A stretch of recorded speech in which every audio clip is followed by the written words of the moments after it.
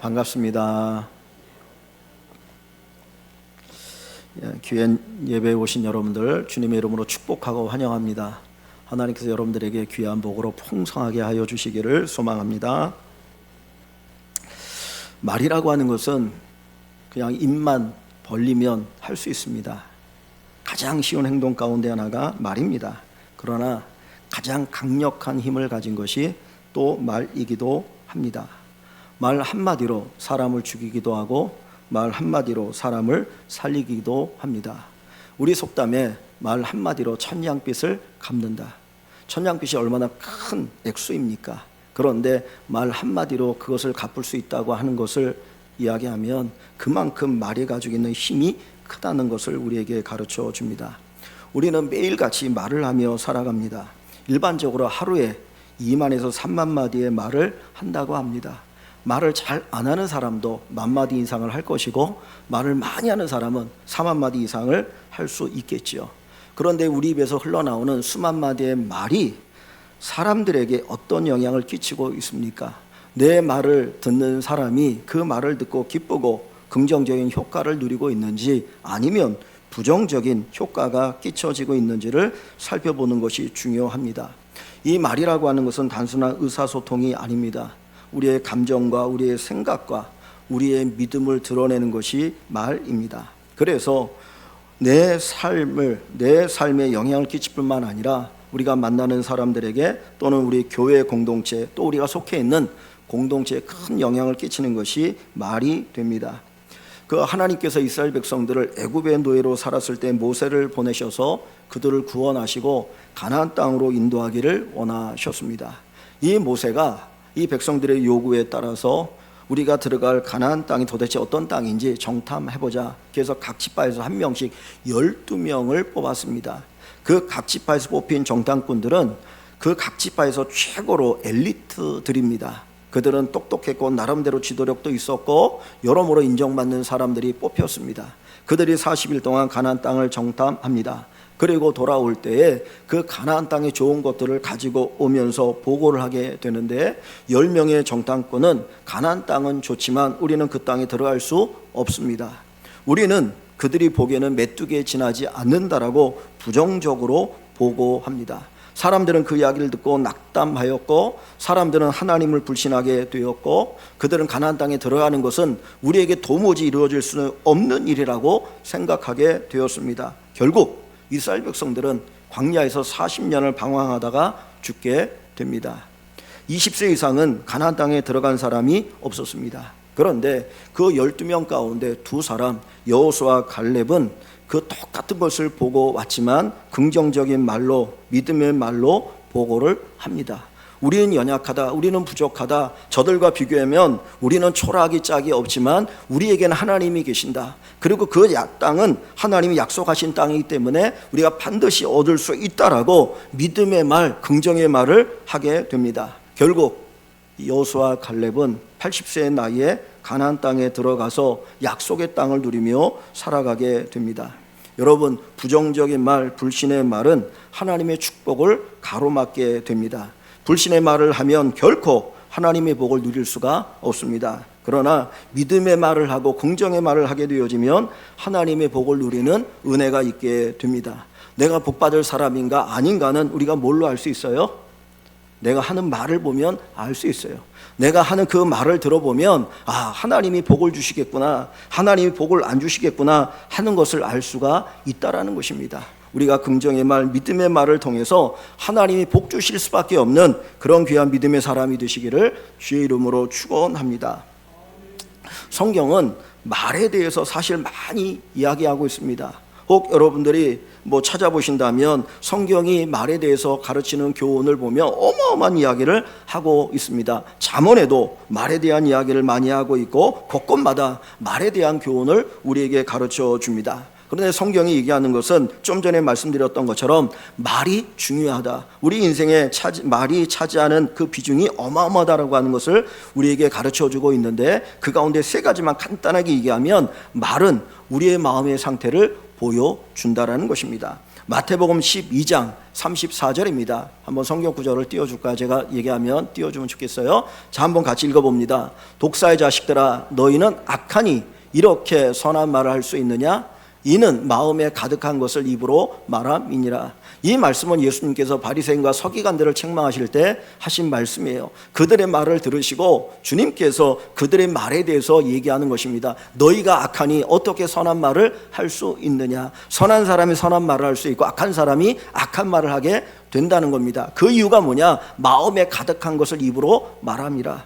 우리의 말은 그냥 나오는 말이 아니고요, 내 안에 있는, 내 마음에 있는 것이 말로 표현되어집니다. 그래서 말은 마음의 거울과 같습니다. 그 말을 보면 마음이 보이게 된다는 거예요. 그 하는 사람의 말을 잘 들어보면, 아, 저 사람의 마음의 상태가 어떻구나, 저 사람이 어떤 마음을 가지고 있구나, 이 부분들을 알 수가 있습니다. 그 말을 들어보면 믿음이 있는지 없는지 알 수 있어요. 아, 믿음의 사람이구나, 믿음이 없는 사람이구나, 인격이 성숙됐구나, 인격이 아직도 미성숙되어졌구나, 이 부분을 알 수 있다라고 하는 것입니다. 여러분들은 친구를 사귈 때, 사람들과 관계를 맺어갈 때 무엇을 보고 그 관계를 맺어갑니까? 사실 우리가 사람들을 관계를 맺어가는 여러 가지의 그 기준이 있을 수 있어요. 그런데 그냥 말을 들어보면 저 사람은 내가 사귀어야 될 사람인지 아닌지 알 수 있어요. 말을 들어보면, 야, 저 사람을 사귀면 나에게도 유익이 되고, 야, 서로 좋겠구나, 이런 생각이 드는 사람이 있고, 그 말을 딱 들어보면 저 사람을 사귀면 내 인격에 손해가 되겠구나, 멀리해야 되겠구나 하는 사람이 있다라는 거예요. 그 말 한마디 한마디 들어보면 그 사람의 성품과 인격이 나타나게 됩니다. 여러분, 우리의 말이 중요합니다. 말은 우리의 마음을 보여주는 거울이 됩니다. 성령으로 충만한 사람은 그 말 속에 성령 충만함이 나타납니다. 사랑이 있고 평화가 있고 감사가 있고 기쁨이 있어집니다. 그런데 죄로 물든 마음을 가진 사람은 항상 부정적이고 공동체를 파괴하고 다른 사람에게 고통을 가져다 줍니다. 말을 통해서 우리의 영적인 상태를 알 수가 있습니다. 여러분의 영적인 상태를 여러분의 말을 잘 살펴보시는 가운데 그것을 알고 우리의 영적으로 더욱더 충만한 자가 되어서 말에 은혜가 있고 기쁨이 있고 감사가 있고 다른 사람들에게 유익을 주는 말을 하시는 여러분들이 되기를 소망합니다. 두 번째로, 말은 삶과 죽음을 결정한다는 겁니다. 잠언 18장 21절 말씀입니다. 한번 같이 읽어볼까요? 죽고 사는 것이 혀의 힘에 달렸나니 혀를 쓰기 좋아하는 자는 혀의 열매를 먹으리라. 아멘. 죽고 사는 것이 무엇에 달려 있습니까? 혀의 힘에 달려 있어요. 살고 죽는 것이 이 말에 달려 있다는 겁니다. 그래서 야고보서에 보면 사실은 그 혀에 대한 얘기를 참 많이 하고 있어요. 내가 하는 그 말 한마디로 살 수도 있고 죽을 수도 있고요. 그저 그 말 한마디로 천냥빚을 갚는다라고 하는 것이 우리에게 가르쳐주는 교훈이 무엇인가를 생각하게 됩니다. 우리의 말은 격려와 사랑의 말을 할 수 있어야 합니다. 사람을 살리는 말을 할 수 있어야 됩니다. 비난과 험담으로 다른 사람을 죽이거나 파괴시키는 일을 하지 않아야 할 줄 압니다.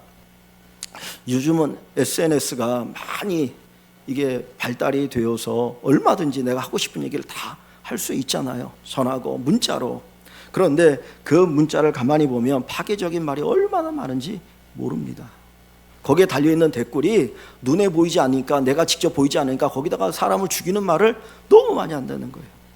요즘 연예인으로 하는 그 아이들이, 가수나 배우하는 아이들이 10대 후반부터 시작해갖고 20대 초반의 애들이 막 하잖아요. 그러면 사실 여러분 가만히 생각해 보십시오. 10대 후반, 20대 초반의 아이들이 우리 자녀로 생각하면 얼마나 어립니까? 잘 모르잖아요. 말에 실수도 할 수도 있거든요. 행동 실수도 할 수 있어요. 그런데 그 아이들에게 그냥 막 문자 폭탄으로 죽어라 막 그러면 그 아이들이 어떻게 사냐고요. 여러분 가만히 생각해 보십시오. 저도 누군가가 저에게 듣기 싫은 비난의 말을 하면 그 말 한마디 듣고 잠이 옵니까? 잠 못 자잖아요. 끙끙거리고 하루를 보내지 않습니까? 그러고 나면 좀 이제 회복되니까 살잖아요. 우리 다 그런데. 근데 그 어린 아이들에게 그렇게 하면 그 아이들이 살겠습니까? 그러니까 죽는 애들이 많은 거예요.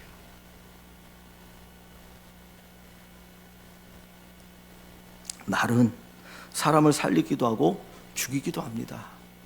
삶을 포기하고 더 이상 살 가치가 없다고 했는데 누군가 다가와서 격려의 말 한마디를 해줌으로 새롭게 힘을 얻고 살아가는 사람들이 있기도 합니다. 이 말이라고 하는 것은 단순한 소리가 아닙니다. 우리 영혼의 흔적을 남기는 강력한 도구입니다. 내가 들었던 말이 내 가슴에 새겨져요. 내 영혼에 새겨집니다. 그리고 그 흔적을 가지고 살아가게 됩니다. 평생 그 말이 내 마음의 흔적이 되어서 우리 인생을 좌우할 수 있다라는 겁니다. 비난을 듣고 자란 사람은 평생 부끄러워하고 수치스러워하고 그리고 자신 없어하고 자기에게 부정적으로 살아가고 세상을 부정적인 눈으로 바라봅니다. 그러나 칭찬과 격려를 듣고 좋은 말을 듣고 자란 사람은 매사에 긍정적이에요. 힘들고 어려워도 아니, 할 수 있어, 도전할 수 있어, 하면 돼, 그 생각을 가지고 움직일 수 있다라는 것입니다. 예수님께서 제자들을 부르실 때에 그 베드로를 부르지 않습니까? 원래 베드로의 이름이 뭔가요? 시몬이죠. 시몬이에요. 그런데 주님께서 베드로를 처음 부르시면서 하시는 말씀이 내가 장차 너를 게바라하리라. 게바란 말이 다른 말로 바꾸면 베드로라는 말입니다. 게바라는 말은 그 당시에 쓰였던 아람어이고 베드로는 헬라어이거든요. 그러니까 똑같은 얘기를 하는 거예요. 내가 너를 베드로 반석이라고 하리라. 그리고 주님께서 베드로가 신앙 고백할 때 이 반석 위에 내가 교회를 세우리니 라고 말씀하지 않습니까? 주님께서 뭘 얘기합니까? 먼저 그를 부르실 때에 그에게 생명을 주시는 거예요. 그에게 살 수 있는 은혜를 베풀어 주시는 것을 볼 수가 있습니다. 말대로 되어집니다. 그래서 결국은 초대교회의 지도자가 되어지고 캐톨릭에서는 첫 번째 교황이라고 얘기할 정도가 됩니다. 여러분, 우리의 말이 사람을 살리기도 하고 죽이기도 합니다.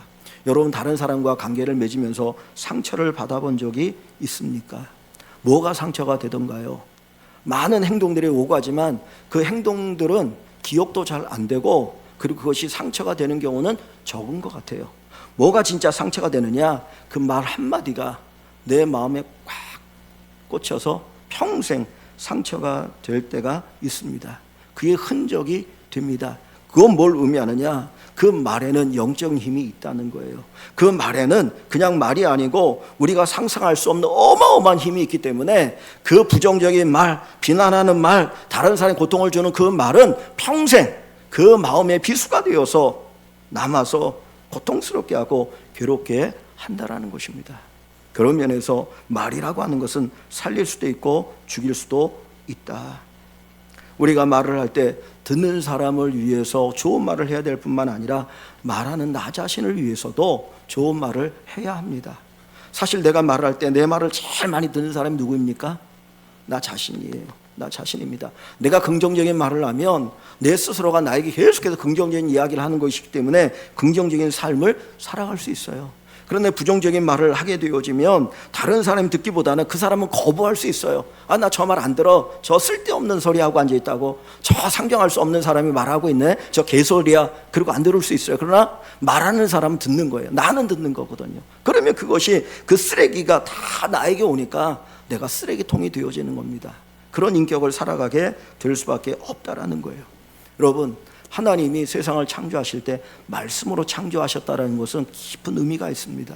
하나님이 다른 것으로도 창조할 수 있잖아요. 그런데 말씀으로 세상을 창조하셨다는 것은 말씀의 능력을 보여주는 거예요. 우리가 쓰는 그 말에도 그 창조의 능력이 있거든요. 그래서 하나님께서 그 세상 창조를 말씀으로 하셨다는 걸 통해서 너희가 쓰는 그 말에 힘이 있어. 창조의 능력이 있어. 그러므로 그 말을 통해서 창조의 역사를 경험하라고 우리에게 가르쳐 줍니다. 세 번째로 성경이 가르치는 말의 중요성은 하나님의 뜻을 이룬다라는 거예요. 사도행전 2장 14절 이하에 보면 오순절 120명이 기도 가운데 성령의 강림을 경험하게 됩니다. 예수님께서 부활하고 승천하시면서 너희들이 기도하라고 얘기하죠. 예루살렘에 머물러 기도해라. 그래서 10일 동안 기도했더니 진짜 약속대로 오순절에 성령이 강림하십니다. 그리고 베드로가 설교를 했더니 3,000명이 그 설교를 듣고 회심하고 회개하고 세례를 받게 됩니다. 설교라고 하는 이것도 결국 말을 통해서 일어나는 역사이거든요. 그래서 하나님께서 말을 통해서 하나님의 뜻을 이루신다는 거예요. 단순히 말이라고 하는 것은 인간의 행동이 아니고요, 그 말을 통해서 성령 하나님이 역사하십니다. 우리에게 성령의 역사를 갈망하십니까? 그렇다면 성령께서 내 말을 통해서 역사하시기를 우리가 기도해야 되어질 것이고, 성령의 강력한 도구가 우리의 말이라고 하는 것을 우리가 깨닫고 알고 인식해야 할 줄 압니다. 하나님께 헌신하는 말, 복음을 전하는 말, 그것을 통해서 하나님의 은혜가 흘러넘치게 됩니다. 우리의 말을 하나님 앞에 드릴 수 있으면 좋겠어요.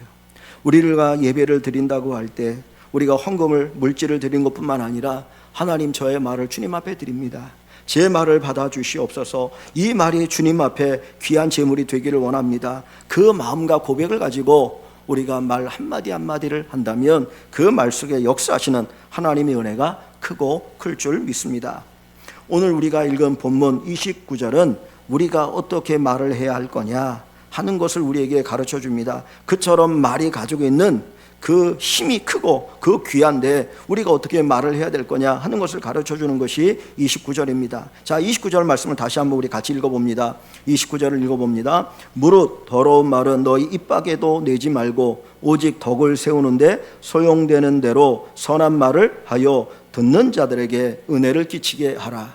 오늘 본문은 크게 세 가지로 이렇게 딱딱딱 나누기 좋아요. 첫 번째가 뭡니까? 무릇 더러운 말은 너희 입 밖에도 내지 말라. 여러분, 더러운 말이 뭡니까? 거짓말, 더러운 말 아닙니까? 비난하는 말, 더러운 말이죠. 부정적인 말, 더러운 말 아닙니까? 예수님께서 귀신을 쫓으실 때 어떤 귀신이라고 이야기하셔요? 이 더러운 귀신아 나가라 그러죠. 더러운 귀신이라고 얘기하잖아요. 깨끗한 귀신이라고 얘기 안 해요. 더러운 귀신이라고. 즉, 더러운 말은 누가 쓰는 말입니까? 마귀가 쓰는 말이에요. 사단이 쓰는 말이에요. 내 영혼을 더럽게 합니다. 상대방의 영혼을 더럽게 합니다. 세상을 더럽게 합니다. 그것이 더러운 말입니다. 더러운 말을 들으면 마음이 아픕니다. 고통스럽습니다. 괴롭습니다. 공동체가 파괴되기도 합니다. 우리 성도의 말은 세상 사람의 말과 달라야 합니다. 우리는 구원받았습니다. 우리는 성령을 모시고 살아가는 사람들이기 때문에 우리의 말은 성령이 나를 통해서 역사하시는 말이 되어야 될 거고, 성령이 함께 하시는 말이 되어야 합니다. 그래서 오늘 보면 다시 29절 말씀에 무릇 더러운 말은 너희 입 밖에도 내지 말고 그랬어요. 더러운 말은 우리 입 밖에도 내지 말고. 여러분, 우리가 예수를 믿고 성령을 받았지만 우리의 마음에는 두 개의 마음이 같이 아직도 있어요. 그죠? 깨끗한 마음과 더러운 마음이 있어요. 하나님의 은혜에 잠겨서 새로워진 마음도 있지만은 아직도 죄성에 물든 그 마음이 우리에게 있거든요. 그래서 우리의 마음이 전쟁터예요. 그래서 끊임없는 전쟁이 우리에게 이루어집니다. 어마어마한 전쟁이 우리의 마음속에 이루어지는데, 이 끊임없는 싸움 속에서 어떤 말이 자꾸 우리 입으로 나오려고 합니까? 더러운 말이. 나도 더럽게 하고 다른 사람도 더럽게 하는데 그 더러운 말이 자꾸 입으로 나오려고 해요. 그래서 오늘 바울 사도는 에베소 교회 성도들에게 너희 입 밖에도 내지 말라. 입 밖에도 내지 말라. 입을 꽉 다물라고 얘기합니다. 즉 다시 말하면 의지적인 결단이 있어야 한다 가르쳐 줍니다. 많은 분들이 교회는 말이 많은 곳이라고 얘기합니다. 그런가요? 교회는 말이 많은 곳이라고 그래요. 근데 교회만 말이 많은 게 아닙니다. 어느 공동체든지 말이 많아요. 말이 많아요. 친목단체도 말도 많고 어디든지 말이 많거든요. 그런데 그 많은 말을 할 때에 어떤 말을 하느냐가 중요하겠죠. 특별히 교회가 말을 할 때에 우리가 그 말을 조절할 수 있는 절제력이 우리에게 필요합니다. 내가 하는 말이 유익한 말인지 무익한 말인지 스스로 절제할 수 있어야 합니다. 야고보서는 신약성경 뒷부분에 가면 야고보서가 4장짜리 야고보서가 있어요. 예수님의 제자도 야고보가 있지만은 그 야고보서의 그 저자는 예수님의 동생입니다. 예수님의 동생. 그런데 그 야고보서의 주제를 뭐냐면 행동하는 믿음이에요. 행동하는 믿음. 여러분, 우리가 구원을 얻는 것은 뭘로 얻습니까? 믿음으로 얻어요. 예수를 주로 고백하고 마음으로 신하여서 의롭게 되어지고 구원을 얻는다라고 로마서 10장에서 우리에게 가르쳐 주지 않습니까? 그런데 입으로 신하는 것만이 믿음이 아니고 진짜 믿음은 행동으로 표현된다는 거예요. 여러분들이 여기 결혼하신 분들이 많은데 집에 가셔서 우리 남편분들이 아내에게 나 당신을 사랑합니다 라고 얘기를 해요. 그런데 사랑하는 행동을 하나도 안 하면 사랑하는 건가요? 아닌가요? 그건 아니잖아요. 그죠? 사랑하면 사랑 행동을 해요. 믿음이 있으면 믿음의 행동을 합니다. 그래서 행함이 없는 믿음은 뭐예요? 죽은 믿음이라고 야고보 사도는 이야기해요. 행함이 없는 믿음은 죽은 믿음이다. 내 입으로만 이야기하는 것은 그건 죽은 믿음이야. 그런데 그 행동하는 믿음을 강조하는 야고보 사도가 야고보서 2장에 보면 3장에 보면 2장 3장 쭉 보면 혀에 대한 이야기를 해요. 혀를 길들 사람이 없고 이 혀가 사람의 인생을 불살라 버린다라고 이야기하면서 혀를 길들이는 사람이 온전한 사람이고 그리고 그 혀를 잘 길드는 사람이 진짜 믿음의 사람이다라고 가르쳐 줘요. 여러분, 우리의 말이 얼마나 중요한지 모릅니다. 그래서 말을 절제할 수 있어야 되고 우리의 더러운 말은 우리 입 밖에 내지 말아야 합니다. 내가 한 말이 다른 사람에게 상처가 되고 아픔이 되어지지 않도록 우리 스스로가 절제할 수 있는 그 은혜가 있어야 합니다. 말은 잠깐입니다. 그러나 그 영향력은 오래 갑니다. 어떤 경우는 평생 가는 경우가 있어요. 한순간 참으면 되는데 한순간만 참으면 되는데 우리가 그거 못 참고 말 한마디 했다가 그 큰 고통을 우리가 당할 수가 있습니다. 그래서 오늘 첫 번째 교훈이 뭡니까? 더러운 말은 너 입 밖에도 내지 말라. 더러운 말은 우리 입 밖에도 결코 내지 않는 귀한 은혜가 있기를 소망합니다. 두 번째, 오늘 본문이 주는 교훈이 뭡니까? 오직 우리는 무슨 말을 해야 돼요? 오직 덕을 세우는데 소용되는 대로 선한 말을 하라. 즉 덕을 세우는 말을 하라고 이야기합니다. 내 이 말이 듣는 상대방의 믿음과 인격과 삶에 좋은 영향을 주는 말이 되어야 합니다. 우리는 공동체 가운데 살아가고 있는데 그 공동체에 유익을 주는 말을 할 수 있어야 할 것입니다. 공동체에 유익하게 하고 세워주는 말을 해야 합니다. 우리가 이렇게 교회에서 사용하는 성경을 개역 개정판이라고 얘기해요. 개역 개정 성경이라고 얘기하거든요. 그런데 이 성경 말고도 번역되어진 성경들이 많이 있어요.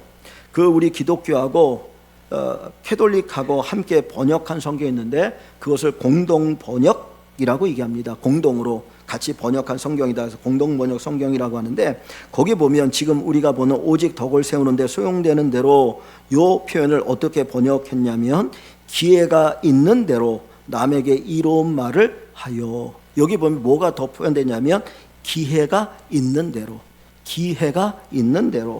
남에게 이로운 말을 하여. 즉 덕을 세우는 말은 뭐예요? 듣는 사람을 이롭게 하는 말이에요.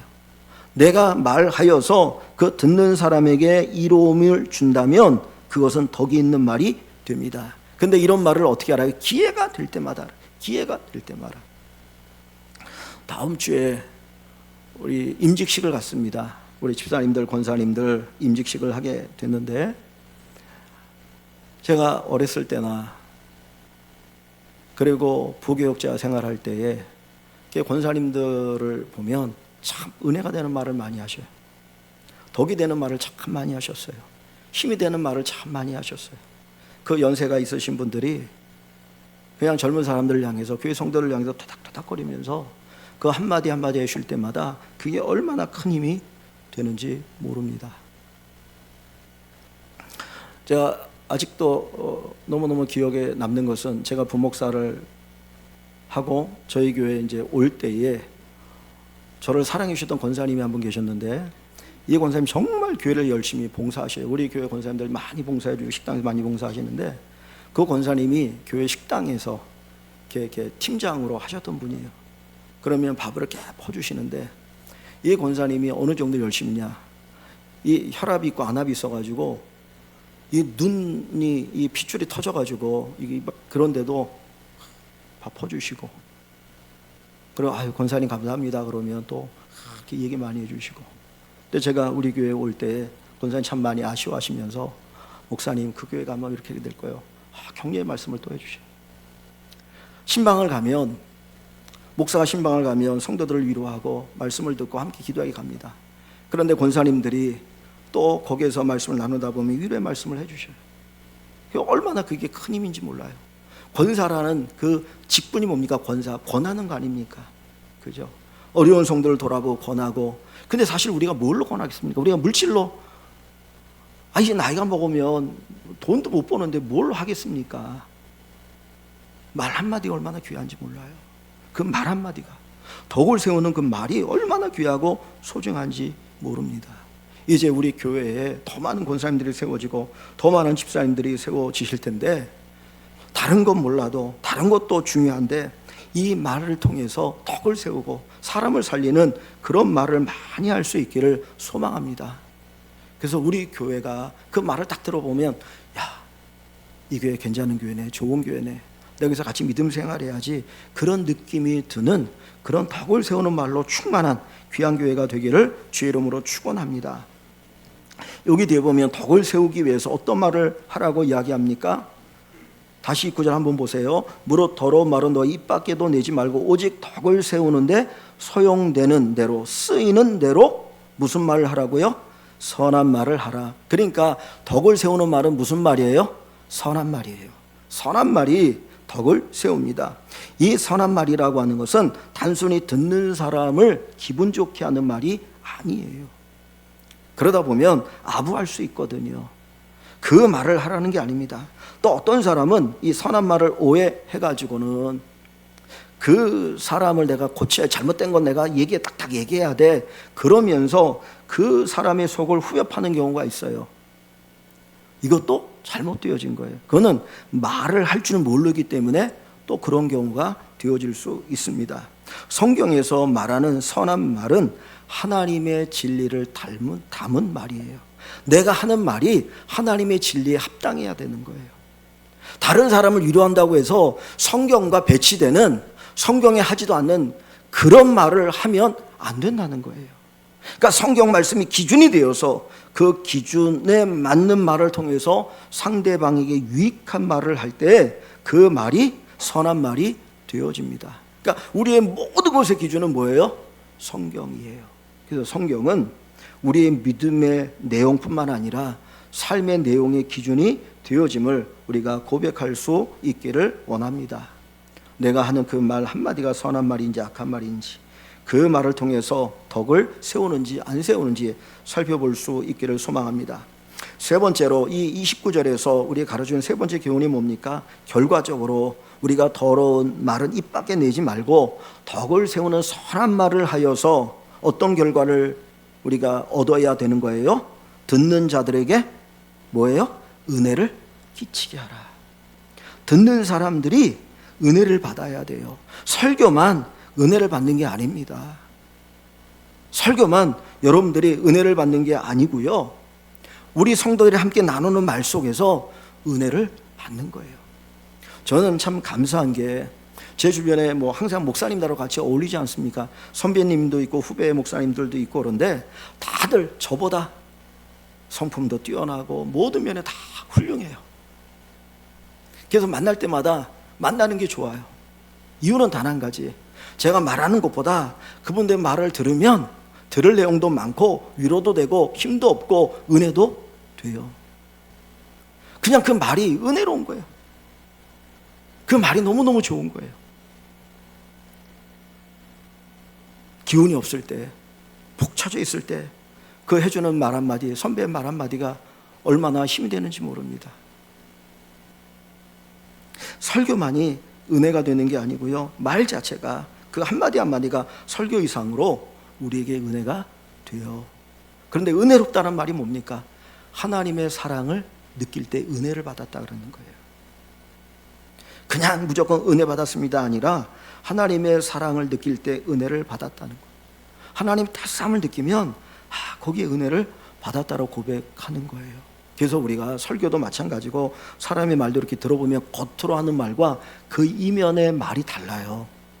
많은 분들이 겉의 말만 듣는데 겉의 말만 들으면 헷갈릴 수 있어요. 그 말하는 그 의도가 뭔지를 알고 그 이면에 흐르는 것들을 봐야 진짜 그 말의 의도를 알 수 있거든요. 그러면 진짜 이게 하나님의 사랑으로 하는 말인지 자기 욕심을 가지고 하는 말인지를 알게 돼요. 하나님의 사랑이 흐르는 말, 하나님의 은혜가 흐르는 말을 하는 저희들이 되기를 소망합니다. 에베소서 뒤에 있는 골로새서 4장 6절입니다. 성경구절 한번 볼까요? 골로새서 4장 6절. 같이 한번 읽어보겠습니다. 너희 말을 항상 은혜 가운데서 소금으로 맛을 냄과 같이 하라. 그리하면 각 사람에게 마땅히 대답할 것을 알리라. 아멘. 우리가 말을 할 때 어떻게 말하라고요? 너희 말을 항상 은혜 가운데 하라는 거예요. 항상 은혜 가운데 하라. 우리의 말에 항상 은혜가 있어야 합니다. 그냥 은혜 가운데 하라가 아니라 항상 은혜 가운데 있어야 한다. 우리의 말 모든 말이 은혜가 흐르는 말이 되어야 한다는 거예요. 그런데 저 표현을 그 뒤에서 비유를 통해서 우리에게 가르쳐 주죠. 어떻게 비유합니까? 소금으로 맛을 냄과 같이. 너희는 세상의 소금이니. 그죠? 소금을 얘기해요, 주님께서. 그런데 여러분, 소금으로 맛을 냄과 같이. 여기 음식을 만드시는 분들은 알잖아요. 재료가 아주 좋아도 소금이 들어가지 않으면 맛이 납니까? 안 납니까? 안 돼요. 그래서 옛날에는 소금으로 월급을 줬어요. 그래서 월급이란 말이 소금이란 단어잖아요. 소금으로 맛을 냄과 같이. 저게 안 들어가면 맛이 없어요. 즉 은혜가 없으면 말에 맛이 없다는 거예요. 건조하다는 거예요. 무미하다는 거예요. 그래서 우리는 은혜로운 말을 항상 해야 합니다. 은혜로운 말을 해야 합니다. 그래서 여러분, 우리가 더러운 말은 입 밖에도 내지 말고 오직 덕을 세우는 데로 쓰이는 선한 말을 하여 듣는 모든 사람들을 은혜롭게 하고 그들에게 은혜를 끼쳐야 됩니다. 그러기 위해서 간단하게 3가지만 얘기합니다. 첫 번째, 말하기 전에 생각해야 합니다. 그냥 뱉으면 안 됩니다. 야고보서 1장 19절 한번 같이 보겠습니다. 내 사랑하는 형제들아, 너희가 알지니 사람마다 듣기는 속히 하고 말하기는 더디하며 성내기도 더디하라. 듣기는 속히 하고 말하기는 더디하고. 듣는 거는 빨리빨리 잘 들어야 돼요. 그런데 말하는 거 어떻게 하라고요? 더디 천천히 하라는, 생각하고 말하라는 거예요. 여러분, 한 번 뱉은 말은 주워 담을 수가 없잖아요. 그래서 우리가 조심해서 말을 해야 됩니다. 내가 이 말을 하면 하나님 앞에 합당할까? 선한 말인가?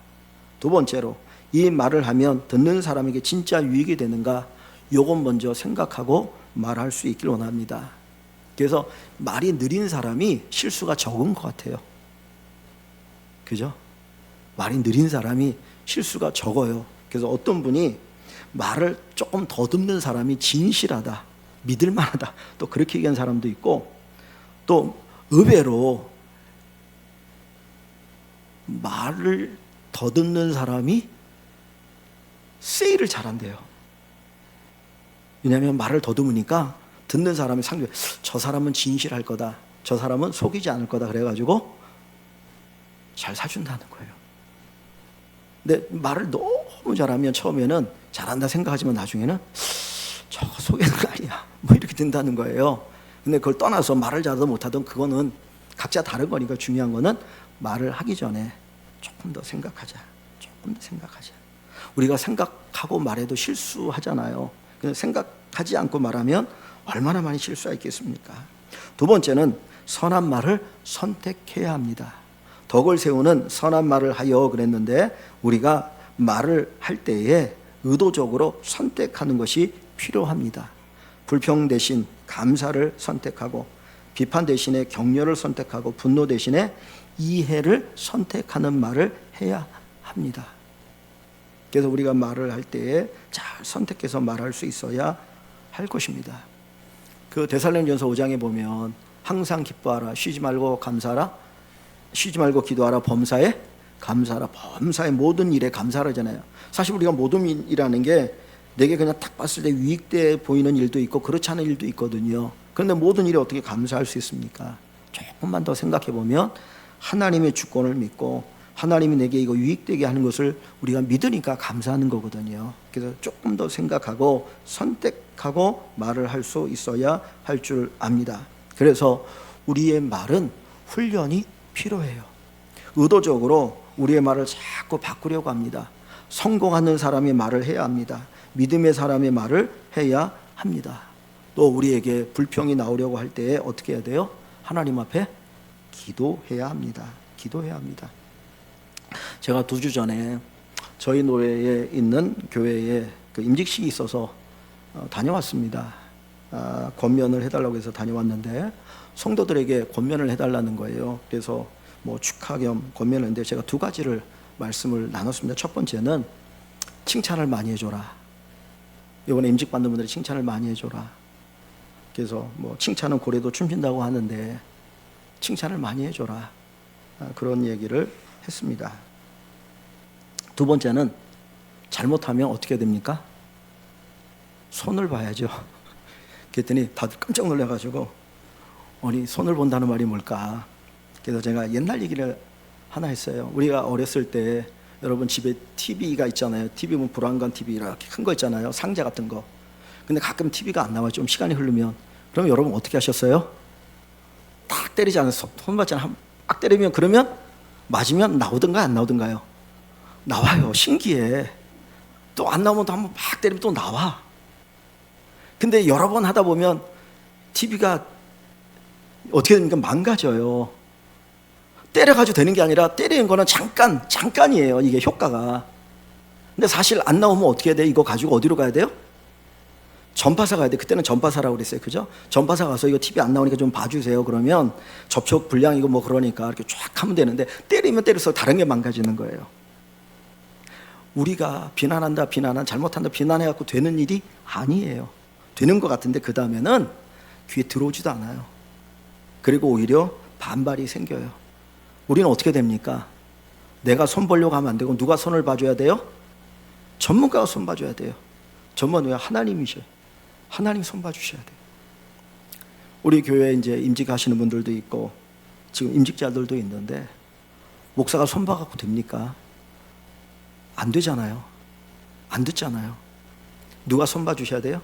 하나님이 잘 손 봐주셔야 돼요. 그러니까 하나님께 기도해야 돼요. 하나님께 맡기는 거예요. 하나님께 맡기면 하나님이 하십니다. 우리는 뭐 해야 됩니까? 격려하고 위로하고 그리고 함께 이해하고 감사의 말을 하는 것이고 바꾸는 것은 하나님이 바꾸시는 거예요. 결국은 손해되면 세워가지고 손해되면 누가 손해예요? 하나님 손해지 뭐. 그죠? 하나님 손해고 이익되면 결국 하나님이 이기시니까. 그래서 2번째는 우리가 말을 할 때 잘 선택해서 해야 되는 거 중요합니다. 3번째는 말을 성령께 맡겨야 돼요. 이 말의 주인도 하나님이셔야 합니다. 내 힘으로만 선한 말을 하려고 하면 안 돼요. 우리 입을 아까 누가 지켜주셔야 합니까? 죄송합니다. 우리 입을 하나님 지켜주셔야 되는데 그래서 성령께 우리의 말을 맡겨야 해요. 여러분 바벨탑 사건 때 바벨탑 사건 하나님 대적할 때 하나님이 인간을 어떻게 흩으셔요? 말을 혼잡스럽게 하잖아요. 말을 혼잡스럽게 말로 하나님 흩어버리잖아요. 그런데 오순절 성령 강림 후에 하나로 교회를 묶을 때 하나님 뭘로 역사하셔요? 방언으로. 우리가 지금 쓰는 방언은 좀 다른 방언이에요. 그 방언은 진짜 말의 방언이에요. 베드로가 설교를 해요. 그런데 전 세계에 각에 흩어진 사람들이 왔는데 다 자기 말로 듣는 거예요. 말을 하나로 묶으셔요. 말이 하나가 돼야 하나가 될 수 있어요. 이게 성령의 역사입니다. 그래서 오늘 우리가 읽은 본문 그 뒷부분에 30절을 보시면 하나님의 성령을 근심하게 하지 말라. 29절에 말에 관한 이야기를 쫙 하잖아요. 더러 말은 너 입 밖에 넣지 말고 은혜를 끼치는 말을 하라. 그러면 하나님의 성령을 근심하게 하지 말라. 하나님의 성령을 근심하게 하는 게 뭐예요? 결국은 더러운 말을 하는 거잖아요. 말과 성령의 역사가 같이 갑니다. 시편 141편 3절입니다. 자, 141편 3절 한번 같이 읽어봅니다. 여호와여 내 입에 파수꾼을 세우시고 내 입술의 문을 지키소서. 여러분 하나님에게 뭘 지켜달라고 얘기합니까? 내 입을 지키소서. 내 입에 파수꾼을 세우시고 내 입술의 문을 지키소서. 왜 이야기를 합니까? 이 말이 얼마나 중요한지를 알기 때문이에요. 내가 하는 이 말이 내 인생을 결정하기 때문에 내 입에 파수꾼을 세우시고 네 입술의 문을 지키소서라고 이야기를 합니다. 야고보 사도가 혀는 사람의 인생을 불사른다 그랬어요.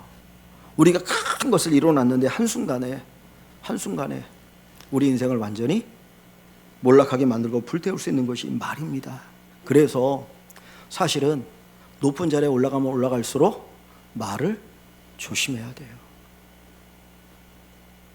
아이들이 하는 말의 영향력과 어른이 하는 말의 영향력과, 군대로 얘기하면 갓 군대에 들어간 그 훈련병이나 이병의 말과 중대장의 말과 대대장의 말과 연대장의 말과 그리고 사단장의 말과 참모총장의 말의 힘은 달라요.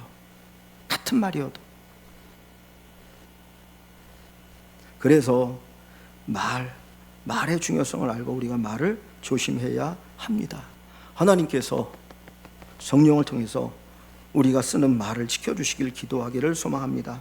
마태복음 12장 36절 한번 같이 읽어볼게요. 내가 너희에게 이르노니 사람이 무슨 무익한 말을 하든지 심판날에 이에 대하여 신문을 받으리니. 하나님이 뭐에 대해서 신문한다고 말씀하셔요? 우리가 한 말에 대해서. 무슨 무익한 말을 하든지 심판날에 신문을 받으리라. 하나님이 들으셔요. 그래서 민수기 14장에 보면 내 귀에 들린 대로 행하리라. 하나님의 귀에 들린 대로 행하리라. 우리가 하는 말을 하나님이 듣습니다. 우리 속담에는 낱말은 누가 들어요? 새가 듣고 반말은 쥐가 듣는다고 그러잖아요. 하나님이 들으셔요. 하나님. 그래서 우리 말에 책임을 질 수 있어야 합니다. 더러운 말은 우리 밖에도 내지 말고 오직 덕을 세우는데 쓰이는 선한 말을 하여 듣는 자들에게 뭐를 끼치라고요? 은혜를 끼치라. 이제 다음 주가 되어지면 우리 교회에 또 귀한 권사님들, 집사님들이 또 세움받게 됩니다. 정말 축하하고 축하합니다. 그리고 기쁜 날인데 마음속에 말에 대한 무게를 조금 더 생각할 수 있으면 좋을 것 같아요.